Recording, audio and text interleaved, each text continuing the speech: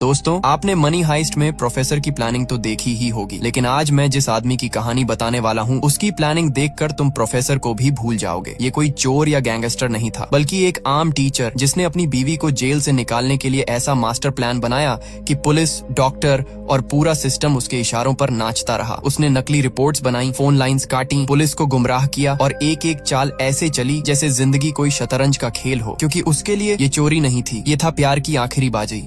कहानी की शुरुआत होती है एक काली सन्नाटे से भरी रात से, जब जॉन ब्रेनन नाम का एक कॉलेज टीचर बेहद घबराया हुआ अपनी कार को तेजी से चला रहा होता है। उसकी कार की बैक सीट पर एक घायल ड्रग डीलर पड़ा है जिसे गोली उसी ने मारी है। अब सवाल ये है, एक सीधा साधा कॉलेज टीचर आखिर जेल तोड़कर अपनी बीवी को भगाने के लिए किस हद तक जा सकता है? इसका जवाब आपको तभी समझ आएगा जब आप उसका वो जीनियस प्लान सुनेंगे, जो सुनकर खुद पुलिस भी हैरान रह गई थी। कहानी 3 साल पहले की है, जब जॉन अपनी पत्नी लारा और बेटे ल्यूक के साथ अपने खूबसूरत घर में हंसी खुशी जिंदगी गुजार रहा था। लारा को डायबिटीज थी, इसलिए हर सुबह की तरह वो अपना इंसुलिन इंजेक्शन ले रही थी, लेकिन तभी उसकी नजर अपनी जैकेट पर पड़े खून के एक छोटे से धब्बे पर पड़ी। वो फौरन उसे धोने के लिए सिंक की तरफ भागी, मगर इससे पहले कि वो कुछ समझ पाती, दरवाजा जोर से खुला और पुलिस अंदर घुस आई और बिना कुछ पूछे लारा को कत्ल के इल्जाम में गिरफ्तार कर लिया गया। बाद में कोर्ट ने लारा को दोषी करार देकर